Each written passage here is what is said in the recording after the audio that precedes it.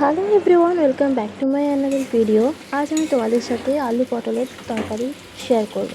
তো আমার মা অ্যাকচুয়ালি যেভাবে করে, তো সেটাই রেসিপি আমি তোমাদের সাথে শেয়ার করছি। অ্যাকচুয়ালি আমি খুব একটা ভালো রান্না পারি না, যেটুকু শেখা আমার মায়ের কাছ থেকে। তো প্রথমে দেখো তেলটা গরম করে নিয়েছে, আর তেলের মধ্যে অল্প পাঁচফোড়ন দিয়ে দিয়েছে, আর তারপরে পটলগুলো দিয়ে দিচ্ছে। তো পটলগুলো নুন হলুদ দিয়ে ভালো করে ভেজে নিতে হবে। অনেকটা ভাজার পরে যখন দেখবে পটলটা একটু অল্প কালারটা চেঞ্জ হয়েছে ভাজার সময়, তারপরে কাঁচা কেটে রাখা পেঁয়াজটা তারপরে ওই তেলের সাথেই ভেজে নিতে হবে, মানে পটলগুলোর সাথেই। দেন তোমরা একটু একদম হালকা আছে, তোমরা একদম মানে কমিয়েই দেবে আঁচটা।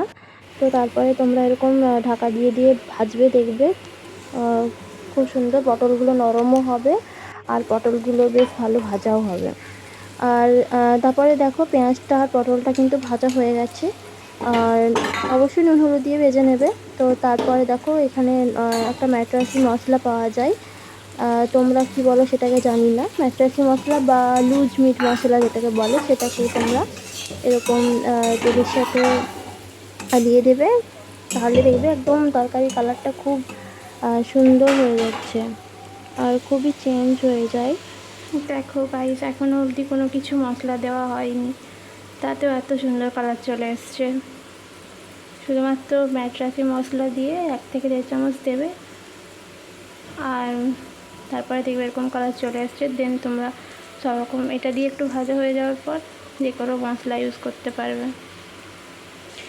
এটা 2 থেকে 3 মিনিট ভাজা হওয়ার পর তারপর আমি আদা রসুনের পেস্টটা দিয়ে দেবো, বেটে রাখা পেস্ট।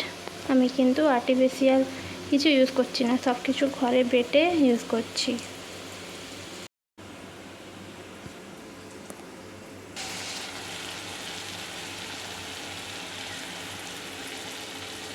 আদা রসুনের পেস্টটা আমি বেটে রাখা পেস্টটা দিয়ে দিলাম। তারপর এটা দিয়ে অনেকক্ষণ কষিয়ে নেব, যাতে কাঁচা গন্ধটা চলে যায়।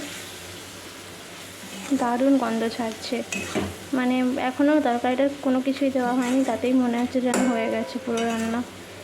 তোমরা ওইভাবে ট্রাই করবে, দেখবে দারুণ ফ্লেভার পাবে। নর্মালভাবে তো আমরা ট্রাই করে দেখি, বাট এইভাবে করে দেখলে খুব টেস্টি হয়, দেখবে তোমরা। তারপর নিজেরাই বলবে এসে যে দিদি তোমার রেসিপিটা ট্রাই করেছিলাম।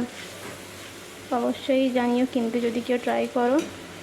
তো এটা এখন কষানো হোক, এটা কাঁচা গন্ধটা যতক্ষণ না চলে যাচ্ছে ততক্ষণ অবধি কষাতে হবে। তারপরে একে একে সব গুঁড়ো মশলাগুলো দিয়ে দেবো।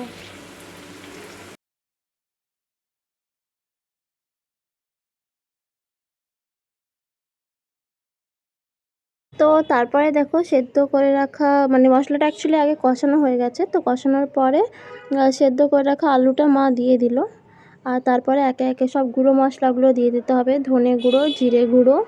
অ্যাকচুয়ালি আলুটা একটু নুন হলুদ দিয়ে ভেজে নিলেও হয়, বাট আমরা সেদিন ভাজিনি, সেদিন মানে এরকম নর্মাল সেদ্ধ করে রাখা আলুটাই তরকারির সাথে মিশিয়ে একবারে ডাইরেক্ট কষিয়ে নিয়েছিলাম। তো তারপরে দেখো ধনে গুঁড়ো, জিরে গুঁড়ো আর লঙ্কার গুঁড়ো দিয়ে দিচ্ছে। তারপরে নুন দিয়ে দিল পরিমাণ মতো। অ্যাকচুয়ালি নুন আগেও দেওয়া হয়েছিল, তো নুনটা একটু কম লাগছিল, তাই নুনটা আরও পরে দেওয়া হলো।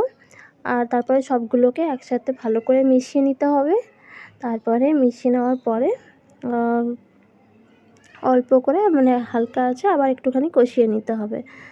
যত কষাবে রান্না আর যত লো ফ্লেমে রান্না করবে না, তত কিন্তু রান্নার টেস্ট দ্বিগুণ বেড়ে যায়।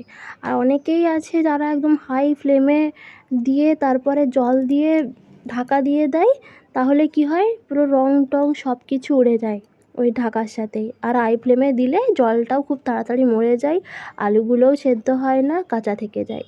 তো আমি যখনই রান্না করি আমার মায়ের কাছ থেকে শিখেছি আমি, যে একদম মানে লো ফ্লেমে ঢাকা দিয়ে দিয়ে কষে রান্না করলে রান্নাটার টেস্ট কিন্তু দ্বিগুণ বেড়ে যায়। তো দেখো ভালো করে মা কষিয়ে নিয়েছে, আর দেখতে খুবই ভালো লাগছিলো, আর খেতে তো অসাধারণ টেস্ট হয়।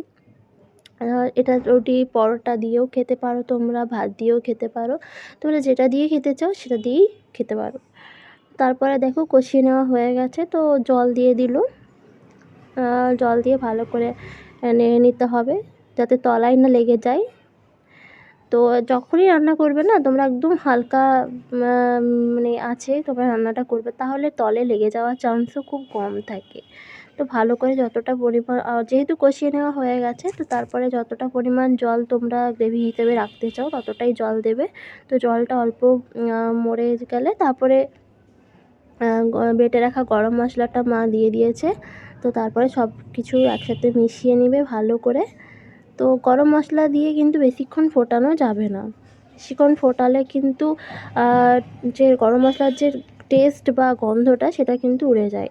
তো আমি তো একদমই ফোটাই না। আমার ভিডিওটা ভালো লাগলে অবশ্যই আমার চ্যানেলটাকে সাবস্ক্রাইব করে দিও বন্ধুরা। বাই।